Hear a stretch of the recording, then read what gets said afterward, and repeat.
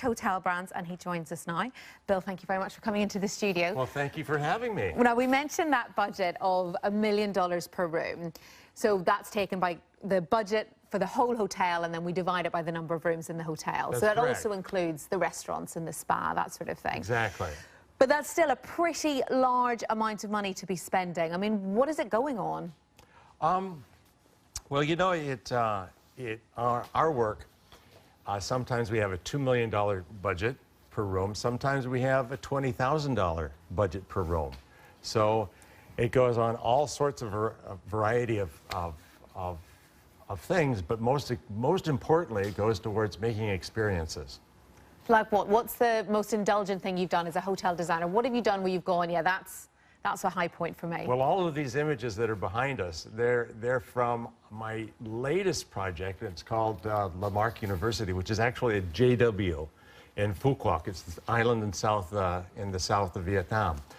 And we made it feel as though it's a 1800s old French university. So there are buildings there that are made in 1860 all the way up to the 1930s. And we've taken then a hotel and dropped that into a university. So for example, that this particular image here, that's in the room where the biology department was.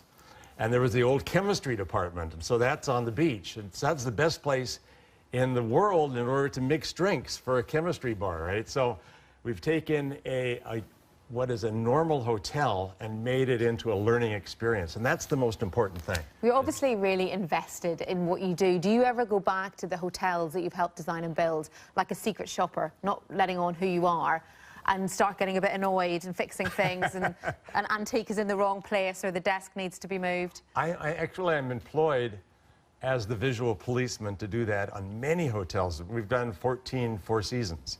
And so for all the Four Seasons basically in Southeast Asia, I go back to every year and make sure that things are looking good.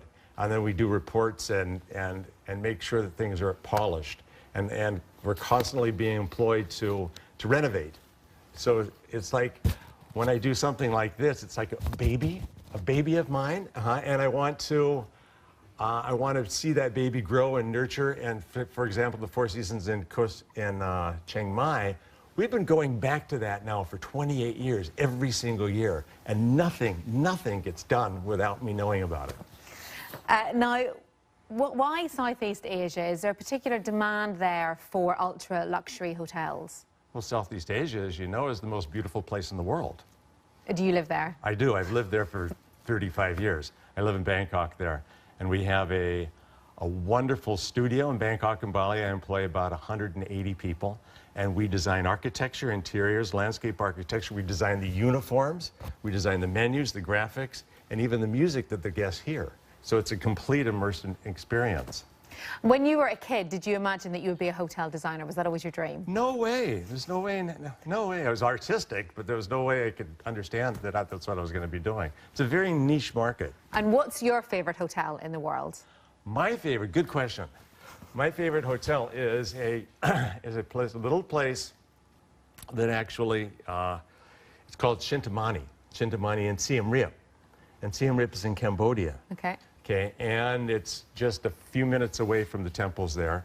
But I've owned it for design and own, but I've owned it for about 15 years now, and we have a foundation there where we help. We have a hotel school, we have kids that graduate every year, we build wells, we have community services to help farmers make better farms. So it's a social responsible hotel that helps a heck of a lot of people. Okay, Bill Bensley, hotel designer, thank you very much for Thank you.